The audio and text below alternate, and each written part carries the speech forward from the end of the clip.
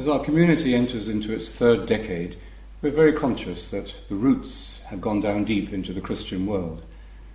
The Christian ecumenical community has come into being, which brings people of different generations together and has opened us into a rich and wonderful dialogue with the followers of other faiths and with the secular world. But as these roots have gone deeper, we've also been aware that branches have begun to spread. And so we've developed a program, an outreach of our community, that we are calling Meditatio. The Meditatio allows us to develop these branches while remaining rooted in the tradition and in the essential simplicity of our teaching. From a house in Kensington in London, we're able to coordinate many aspects of this new outreach. Meditatio will proceed through a series of seminars on an annual basis in which we will engage in dialogue with experts and practitioners in these different fields. The symbol of the world community is an ancient Christian, indeed an ancient religious symbol, of two birds sitting on the edge of a cup or a chalice, one representing the contemplative life and the other the active life. And the world community expresses, like any true contemplative organization or contemplative community, this balance between contemplation and action. No genuine contemplative life can exist without expressing itself in terms of justice, peace, and compassion. The fruits of meditation are really the fruits of the Spirit. St. Paul describes these as love, joy, peace, patience, kindness, goodness, fidelity, gentleness, and self-control. And we find these fruits of meditation, the fruits of the Spirit, both at an individual, personal level and in the life of a community. The meeting of world religions in a spirit of friendship and collaboration for the good of the world is one of the most important developments in modern times. Meditation is crucial to this deepening of interreligious friendship and dialogue. We find meditation at the heart of every one of the great religious traditions. And by entering into that heart of our own tradition, the contemplative core of our own spiritual path, we find the common ground of humanity. By sharing and experiencing this common ground, we find ourselves empowered to work together in very real and practical ways for the well-being of the world and for the relief of the poor, the relief of human suffering, and the promotion of peace and justice. In 1994, the Dalai Lama led the John Main Seminar, which became a milestone in the history of interreligious dialogue, when he spent several days commenting from his Buddhist perspective upon the teachings of Jesus in the Gospel. One of the fruits of the Good Heart Seminar was the Way of Peace. This began as a 3-year program with the Dalai Lama, incorporating the elements of pilgrimage to each other's sacred sites, of retreat together, and also of sharing in the work of bringing healing and reconciliation to those parts of the world which were troubled by violence or conflict. In the year 2000, the Dalai Lama led other presenters of the John Main Seminar in an important initiative in Belfast in Northern Ireland. After the 3-year process, the Way of Peace continued as a way of illustrating the contribution of contemplation, contemplative life, and of interreligious dialogue to the healing of the divisions within the human family. Our dialogue with the Muslim world began with an important seminar in York University, which brought together about 200 Christians and Muslims, young people and scholars, to reflect upon the common ground of their contemplative traditions. In Sarajevo, we worked to try to bring reconciliation between the Christian and Muslim communities. And in New York University, Muslim and Christian students were able to come together in that same spirit of dialogue and friendship grounded in the practice of meditation. In many ways, in the developed world, meditation is seen to be restricted to the middle classes. But meditation is a way of poverty of spirit, as Jesus describes it. And therefore it is especially relevant to those people who are materially poor. And the work of our community has brought us into contact with the poor in the favelas of Brazil, in the villages of Indonesia or India. In Haiti, I was amazed to see the response in this poorest of all countries in the Western Hemisphere of the poor to meditation. There is a special significance in teaching meditation in the developing world. The sense of self, the true self, the sense of real human dignity that arises through the practice of meditation has a powerful and important contribution to make to social justice and to change in our world. Perhaps it is in seeing the natural and beautiful response of children to meditation that we can all understand better how simple and natural meditation is. Children can meditate and they like to meditate. And their response teaches us something very important about the meaning of our own spiritual journey.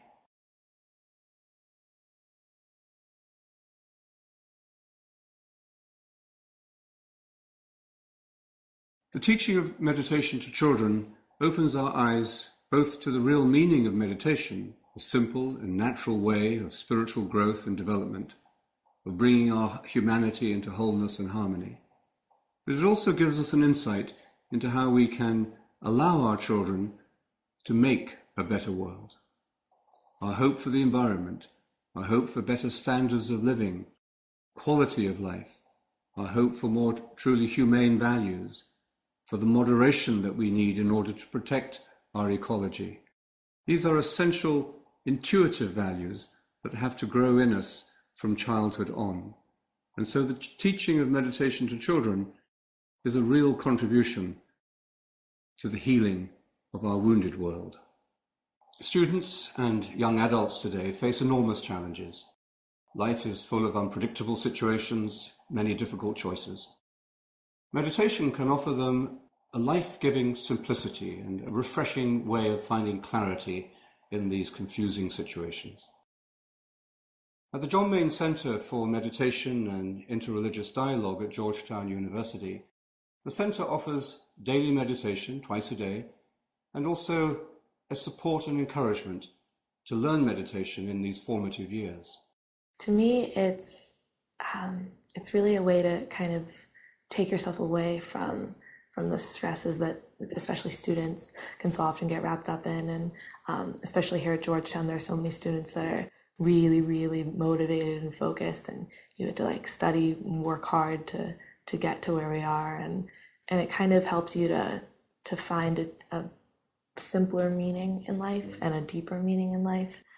Even if it is just for that 30 minutes and then you go back to the student life, it helps you to be more centered. And as midterms came, because we're doing midterms right now, I found that it really helped me to not to be less focused, but to be more calm and tranquil about it. And it's helping me, even with my studies. So first, you're sort of very, very focused on getting the actual practice down right. You're sort of thinking more about what you're supposed to do rather than what you're trying to get out of it.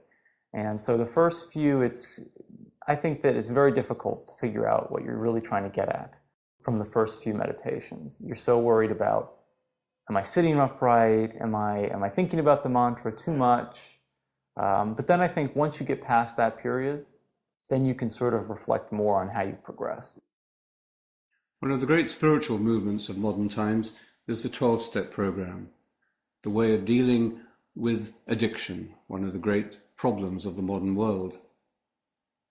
The 11th step is to find God through prayer and meditation. Meditation in the context of the 11th step, for me, means something practical, something experiential. Before meditation, my concept of a higher power and contact with a higher power was largely something intellectual. Now it's something that I have a method to practice and a way to feel. So progressively, it's become something more and more of the heart and less of the head. At a certain stage in this program of recovery, many people discover in meditation a way of living that 11th step at the deepest and fullest level. One of the ways in which Christianity is being renewed and indeed even rediscovered in our own time is to see it as a way of healing. The early Christians saw Jesus as the divine physician, the Eucharist as the medicine of immortality. The language of the early church was much more about healing than of judgment or moral condemnation. And it's in the contemplative renewal of the church that we rediscover the true meaning of health, of healing, the therapy of prayer. This finds expression in our community in the way in which many meditators bring the gift of contemplative prayer to those who are sick or to those who are dying. That capacity, that availability of an ocean of oneness and peace, the fact that that is immediately available to all of us if we stop spinning our wheels long enough just to recognize it, that has been very, very real. Meditation prepares us for death, because every time we meditate, we are dying. We are experiencing what death is. It's not easy. It's a loss. It's a separation. And yet at the same time, it's teaching us that we don't need to fear it, because it isn't the end. It isn't extinction. It isn't obliteration. It is death. But it is a passage. It is a part of the journey. In some hospitals, meditators run programs introducing meditation to the patients and to the carers. There are not many people in the world today who don't recognize that something has gone wrong with the way we do business and with our attitude to work. Developing a right attitude to work and right ways of approaching profit, commercial development, the use of the environment, these are intuitive responses that have to grow from an inner experience of what is good, the goodness of human nature. These are not values that can only be imposed by law or by force from the outside. The recent financial crisis was symptomatic of the culture of greed and short-termism that had come to pervade our business world in the last 20 years or so. Action is being taken to prevent a recurrence of similar crises, such as legislative action for international financial reform, improvements in standards of corporate governance, and changes to incentive compensation systems. But for lasting change to take place, there has to be a change of consciousness in the way we do business. This transformation of consciousness has to happen, first of all, at a personal level. For it is said, "Let there be peace on earth, and let it begin with me." By experiencing the community that meditation creates, we are able to understand the meaning of meditation for the world we're living in today. We live in a world of crisis. In so many areas of the world, in many areas of our lives, we discover that we are in crisis. The word for crisis means judgment in Greek. The Chinese character for crisis means both opportunity but also danger. In discovering meditation, the great common human wisdom of this path of interiority, this path of silence, stillness and simplicity, we discover a way of approaching that crisis to make it a time of growth, a time of evolution for human consciousness.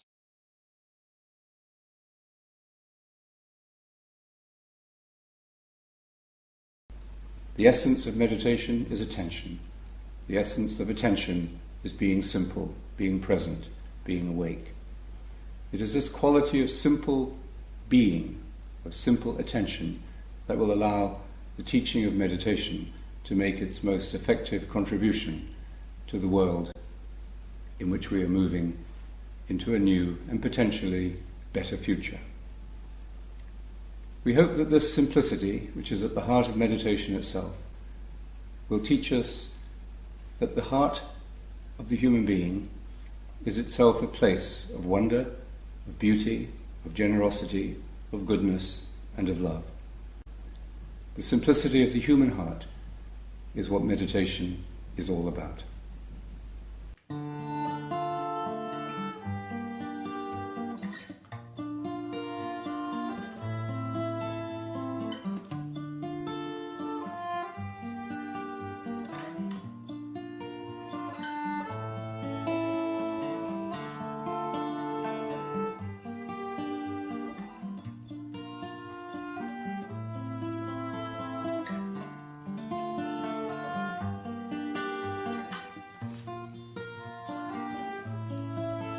The mystery of love is that we become what we delight to gaze upon, and so when we have opened our hearts to the light, we become light.